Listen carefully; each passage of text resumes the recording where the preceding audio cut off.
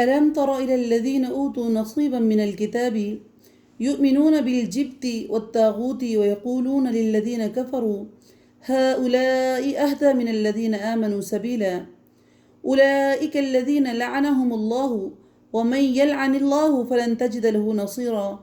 أم لهم نصيب من الملك فإذا لا يؤتون الناس نقيرا أم يحسدون الناس على ما آتاهم الله من فضله فقد آتينا آل إبراهيم الكتاب والحكمة وآتيناهم ملكا عظيما فمنهم من آمن به ومنهم من صد عنه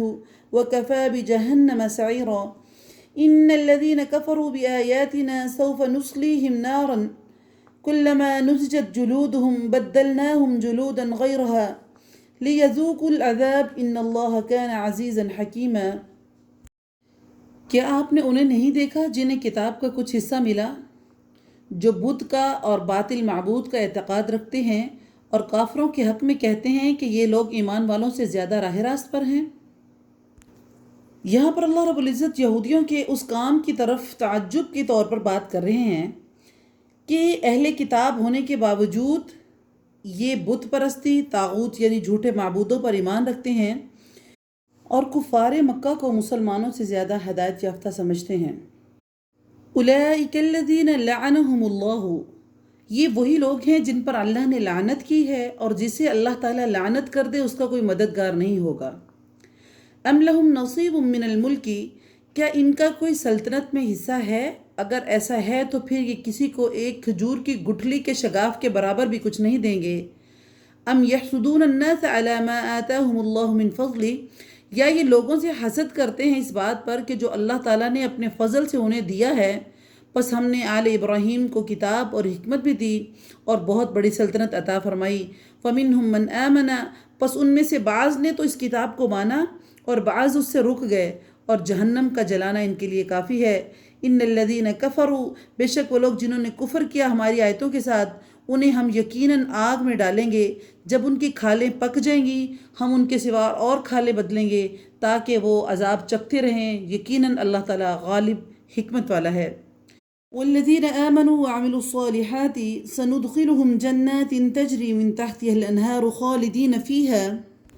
ابدا لهم فیہا ازواج مطہرۃ وندخلهم ظلا ظلیلا ان اللہ یأمرکم ان تودوا الامانات الى اہلها وإذا حكمتم بين الناس أن تحكموا بالعدل إن الله نعم ما يعظكم به إن الله كان سميعا بصيرا يا أيها الذين آمنوا أطيعوا الله وأطيعوا الرسول وأولي الأمر منكم فإن تنازعتم في شيء فردوه إلى الله والرسول إن كنتم تؤمنون بالله واليوم الآخر ذلك خير وأحسن تأويلا۔ اور جو لوگ ایمان لائے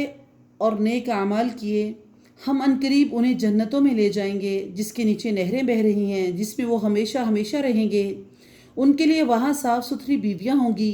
اور ہم انہیں گھنی چھاؤں اور پوری راحت میں لے کے جائیں گے۔ ان اللہ یأمرکم ان تؤدوا الامانات الی اہلها، اور اللہ تعالیٰ تمہیں تاکیدی حکم دیتا ہے کہ امانت والوں کی امانتیں انہیں پہنچاؤ، اور جب لوگوں کا فیصلہ کرو عدل اور انصاف پر فیصلہ کرو، یقیناً وہ بہت بہتر چیز ہے جس کی اللہ تمہیں نصیحت کر رہا ہے، بے شک اللہ تعالیٰ سنتا ہے اور دیکھتا ہے۔ یا ایھا الذین آمنوا اطیعوا اللہ واطیعوا الرسول، اے ایمان والو اللہ اور اس کے رسول کی فرما برداری کرو، اور تم میں سے جو اختیار والے یعنی تمہارے جو حاکم ہیں ان کی فرما برداری کرو۔ پھر اگر کسی چیز میں اختلاف کرو تو اسے اللہ اور اللہ کے رسول کی طرف لوٹاؤ، یعنی اگر تمہارے درمیان کسی چیز میں اختلاف ہو جائے تو اللہ اور اللہ کے رسول کے پاس لے کر جاؤ، وہاں سے اس معاملے کا حل نکالو۔ اگر تم اللہ پر اور قیامت کے دن پر ایمان ہے، یہ بہت بہتر ہے اور انجام کے اعتبار سے بہت اچھا ہے۔ ألم تر إلى الذين يزعمون أنهم آمنوا بما أنزل إليك وما أنزل من قبلك يريدون أن يتحاكموا إلى الطاغوت وقد أمروا أن يكفروه به ويريد الشيطان أن يضلهم ضلالا بعيدا وإذا قيل لهم تعالوا إلى ما أنزل الله وإلى الرسول ورأيت المنافقين يصدون عنك صدودا فكيف إذا أصابتهم مصيبة بما قدمت أيديهم ثم جاءوك يحلفون بالله إن أردنا إلا إحسانا وتوفيقا أولئك الذين يعلم الله ما في قلوبهم فأعرض عنهم وعظهم وقل لهم في أنفسهم قولا بليغا۔ کیا آپ نے انہیں نہیں دیکھا جن کا دعویٰ یہ ہے کہ جو کچھ آپ پر اور جو کچھ آپ سے پہلے اتارا گیا ہے اس پر ان کا ایمان ہے، لیکن وہ اپنے فیصلے غیر اللہ کی طرف لے جانا چاہتے ہیں، حالانکہ انہیں حکم دیا گیا ہے کہ شیطان کا انکار کریں۔ شیطان تو یہ چاہتا ہے کہ انہیں بہکا کر دور ڈال دے۔ وَإِذَا قِيلَ لَهُمْ تَعَالُوا إِلَى مَا أَنزَلَ اللَّهُ، اور جب بھی انہیں کہا جائے کہ اللہ تعالیٰ کی نازل کردہ کلام اور رسول اللہ صلی اللہ علیہ وسلم کی بات کی طرف آؤ، تو آپ دیکھ لیں گے یہ منافق آپ سے منہ پھیر کر رکے جاتے ہیں۔ فَكَيْفَ إِذَا أَصَابَتْهُمْ مُصِيبَةٌ، پھر کیا بات ہے جب ان پر ان کے کرتوتوں کی وجہ سے کوئی مصیبت آتی ہے تو پھر یہ آپ کے پاس آ کر اللہ کی قسمیں کھاتے ہیں کہ ہمارا ارادہ تو صرف بھلائی کا تھا اور لوگوں سے میل ملاپ کا تھا۔ اولئک الذین یعلم اللہ، یہی وہ لوگ ہیں اللہ ان کے دلوں کے بھید کو بہت اچھی طرح جانتا ہے۔ آپ ان سے چشم پوشی کیجئے، انہیں نصیحت کرتے رہیے اور انہیں وہ بات کہیے جو ان کے دلوں میں گھر کرنے والی ہو۔ یعنی اپنی کرتوتوں کی وجہ سے جب یہ کسی مصیبت میں پھنس جاتے ہیں تو پھر آ کر کہتے ہیں کہ کسی دوسری طرف جانے کا مقصد ہمارا یہ نہیں تھا کہ ہم وہاں سے فیصلہ کروائیں، یا آپ صلی اللہ علیہ وسلم سے زیادہ ہمیں وہاں سے انصاف ملے گا، بلکہ ہمارا مقصد تو لوگوں میں صلح اور میلاپ کرانا تھا۔ اللہ تعالیٰ فرماتے ہیں کہ ہم ان کے دلوں کے بھیدوں کو بہت اچھی طرح جانتے ہیں، اور اے پیغمبر آپ ان کے سامنے ظاہر نہ کریں، ان سے درگزر کریں، ان کو نصیحت کرتے رہیں اور اندر اندر ان کے لیے کوشش جاری رکھیں،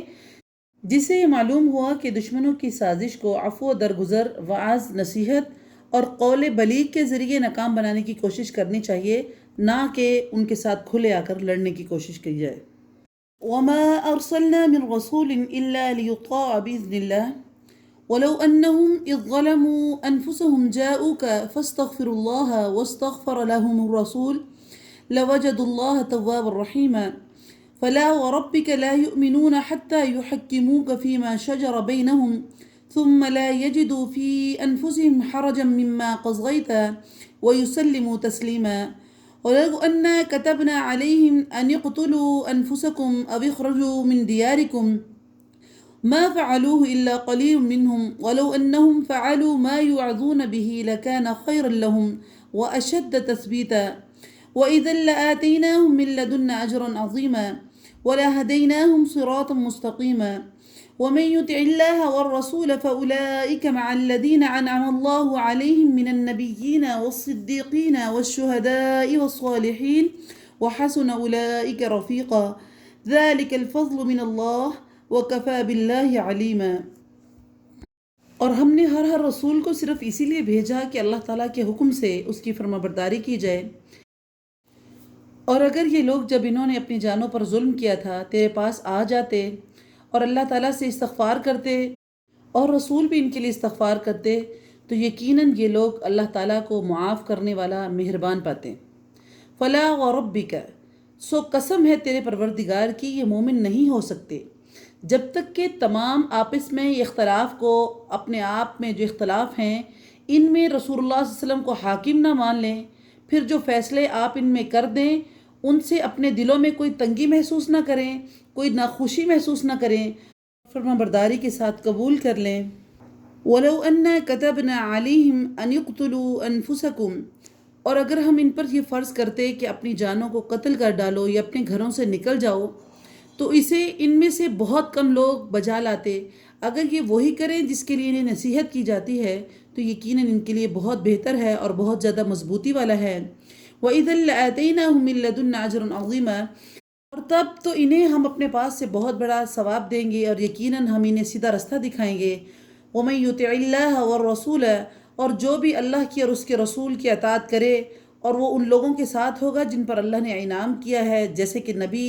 صدیق، شہید اور نیک لوگ، ان کے ساتھ وہ ہوگا، یہی بہترین ساتھی ہیں۔ ذَلِكَ الْفَضْلُ مِنَ اللَّهِ، یہ فضل اللہ تعالیٰ کی طرف سے ہے اور اللہ تعالیٰ کافی ہے جاننے والا۔ اللہ تعالیٰ قسم کھا کے کہہ رہے ہیں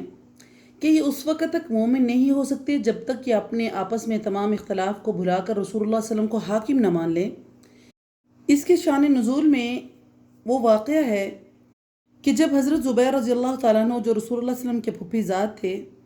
اور ایک آدمی کے درمیان جھگڑا ہوا پانی کے لگانے پر، معاملہ رسول اللہ صلی اللہ علیہ وسلم تک پہنچا، آپ صلی اللہ علیہ وسلم نے صورتحال کا جائزہ لے کر جو فیصلہ دیا وہ اتفاق سے حضرت زبیر کے حق میں تھا، جس پر دوسرے شخص نے کہا کہ آپ نے یہ فیصلہ اس لیے کیا ہے کہ وہ آپ کا پھوپھی زاد ہے۔ اس پر اللہ رب العزت نے یہ آیت نازل کی۔ تو آیت کا مطلب یہ ہوا کہ نبی کرم صلی اللہ علیہ وسلم کی کسی بات یا فیصلے سے اختلاف تو کجا، دل میں اگر بے ایمانی تھوڑی سی بھی محسوس ہوتی ہو تو اس وقت تک یہ لوگ مومن نہیں ہو سکتے۔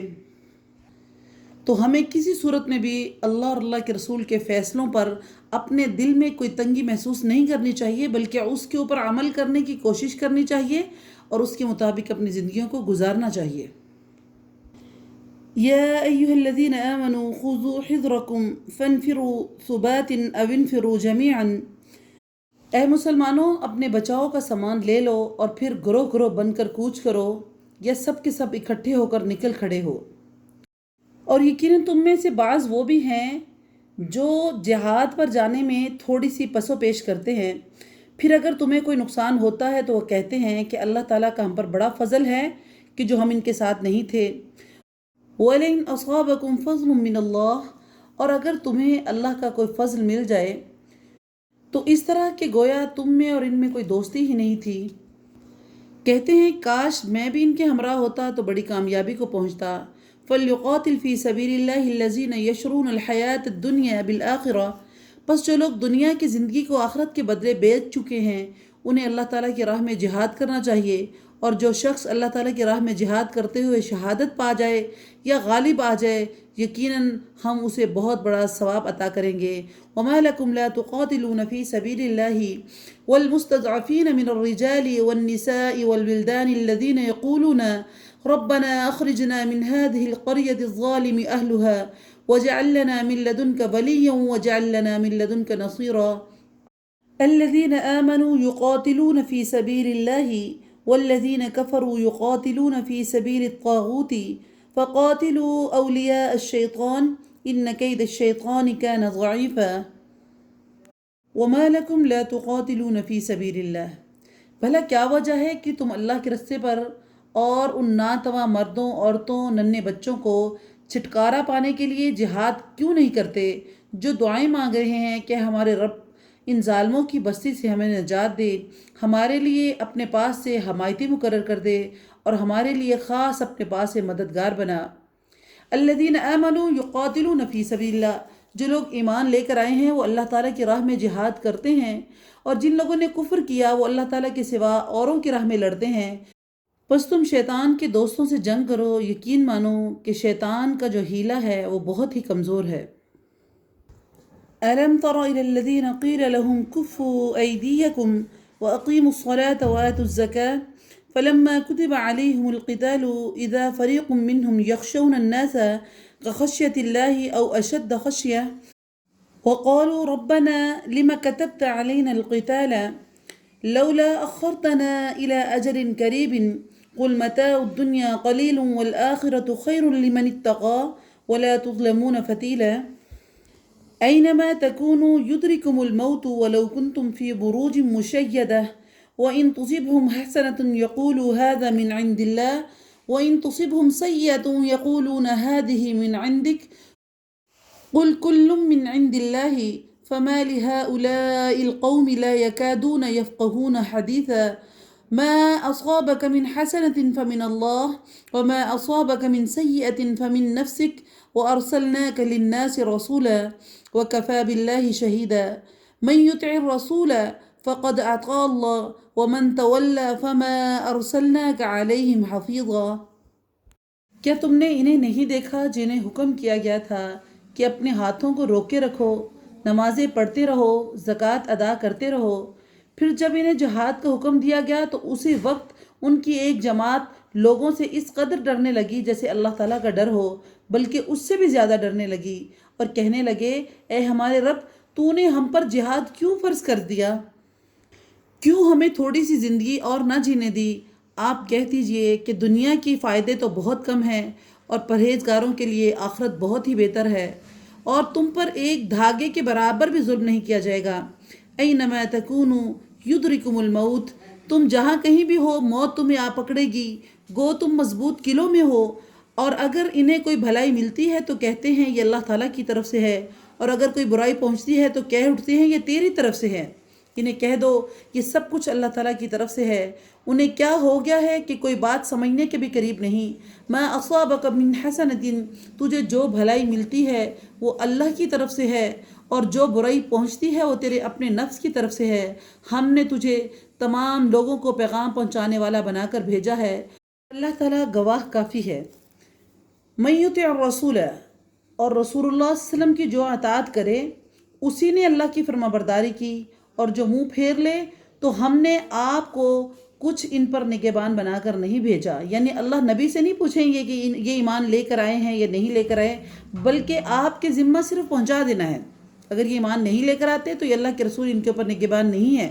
اللہ کے رسول کے اوپر صرف پہنچانا ہے جو انہوں نے پہنچا دیا ہے۔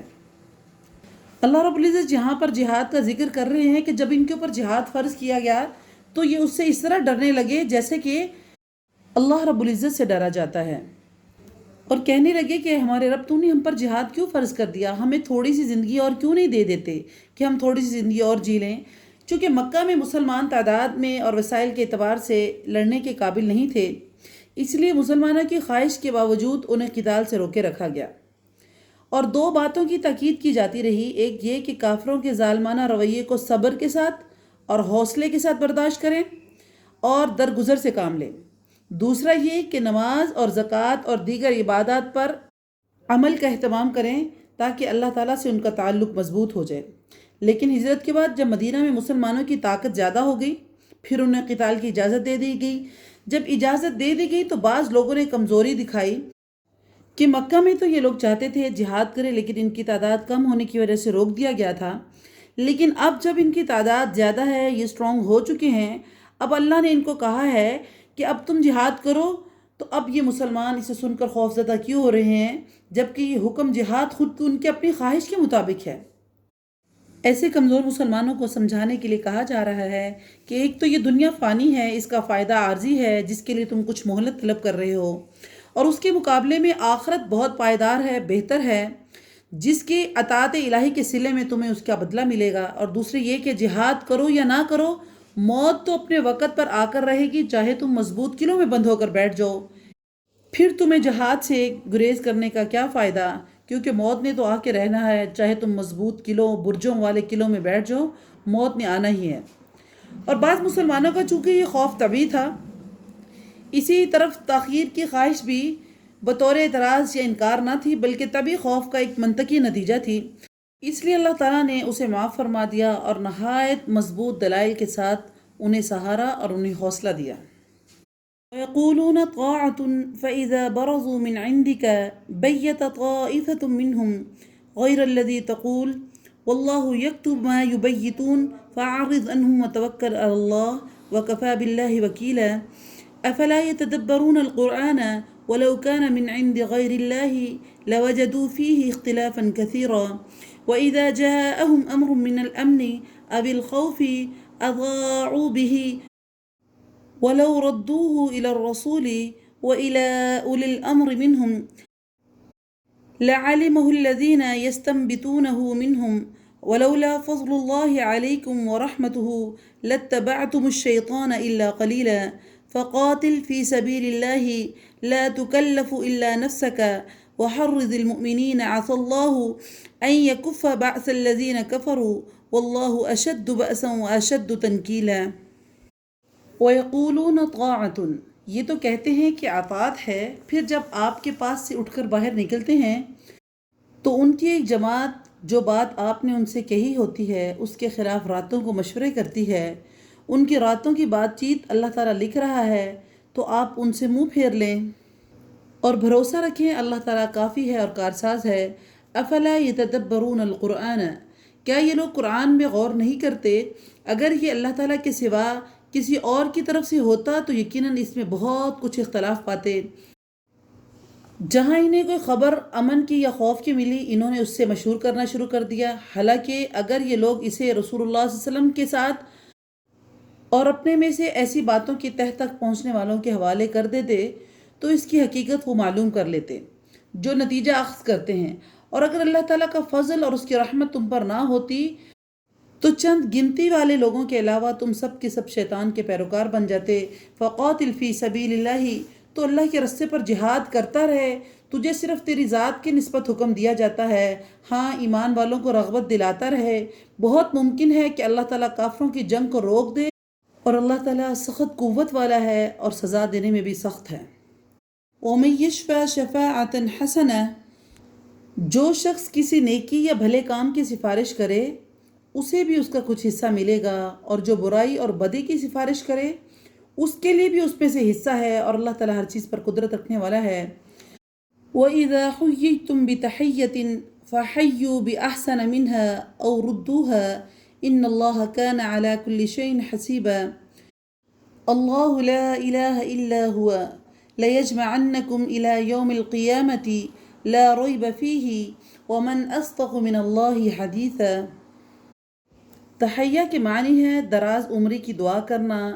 یا یہاں سلام کے معنی میں ہے